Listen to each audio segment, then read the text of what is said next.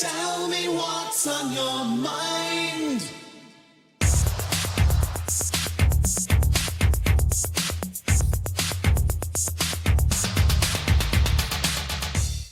Hi there, this is Cooper from Telepathic Bunny Comics, and this is the show, How to Write Comics Good. Not well, because well is the hole in the ground from which you draw water. Good is the opposite of bad. And so, we're all about writing comics good here. Now, today we're going to talk about what got me into the hero narrative. As a young child, my father used to read to us out of an illustrated children's Bible. Now, these illustrations were very graphic. In fact, I even had some nightmares because of them.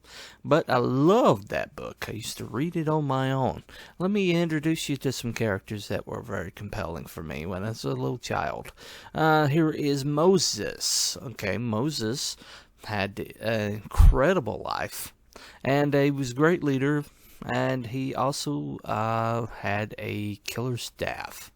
I think he was the basis of Gandalf. J.R.R. Tolkien, I don't know that he's ever said so, but man, Gandalf and Moses definitely have some similarities, and plus the kick-ass staff.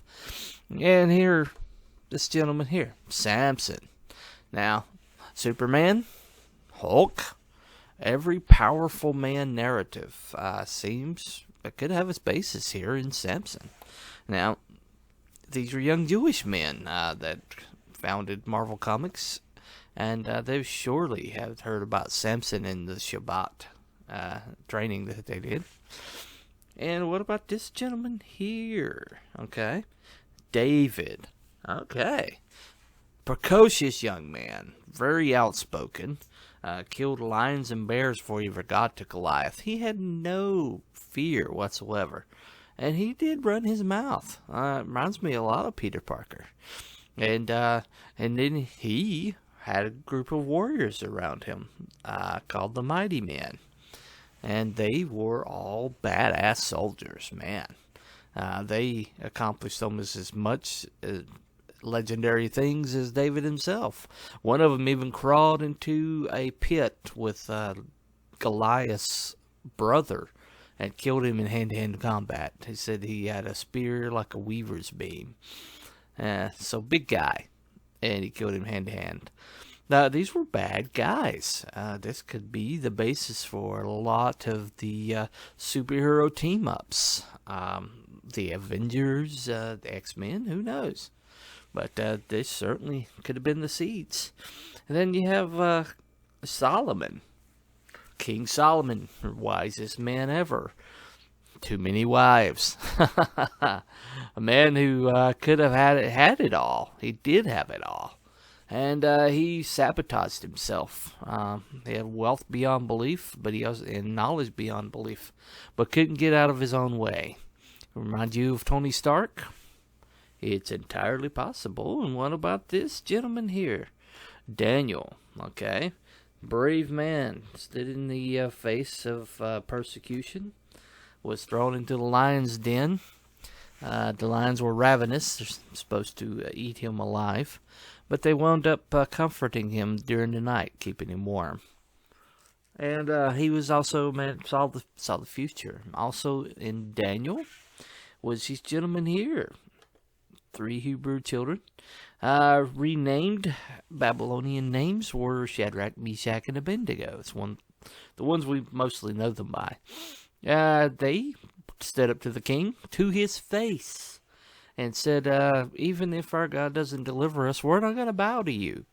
That's pretty ballsy right there. And these gentlemen were thrown into a fiery furnace, and it was so hot, it killed the man that threw them in. And yet, there were 3 put into the fiery furnace, and they saw 4 men. Nebuchadnezzar himself said, I see 4 men.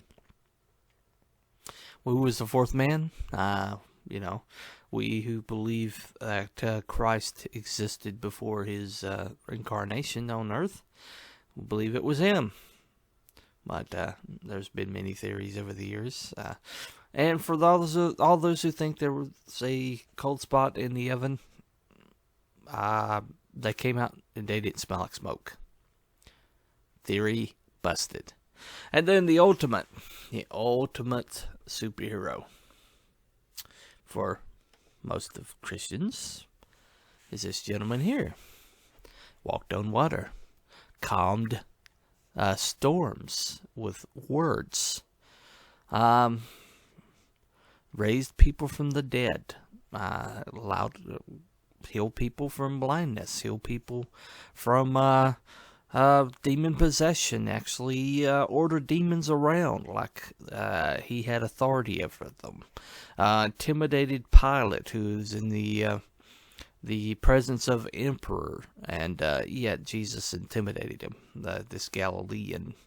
And he debated philosophers, debated lawyers, debated all the religious leaders of the day, and came out making them look foolish. He was pretty much perfect. And then, when his time came, he predicted his own death, and then when it came, he went to the cross with dignity and strength of will, so much so that the hardened Roman centurion and Roman soldiers took their helmets off, declared him to be a son of the gods. And then, if you are a Christian, as I am, you believe that he resurrected himself from the dead and ascended to heaven. So, a lot of the superhero narratives, a lot of the greatest superhero narratives have some aspects of him in them. Our philosophy, the life philosophies that he taught, are still applicable today.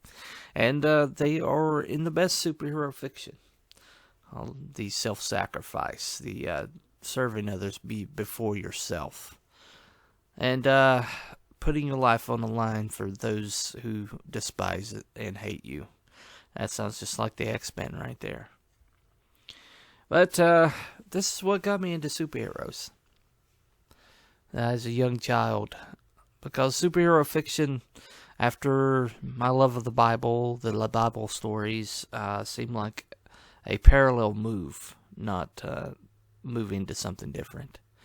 And in my writing, I do my best to try to harken back to these lessons learned, these flawed characters with who are doing the best they can. And I hope to someday put comic books on the market to have these qualities to them. But anyway, that is the message for the day. This is Cooper from Telepathic Bunny Comics. Have a nice day. Tell me what's on your mind.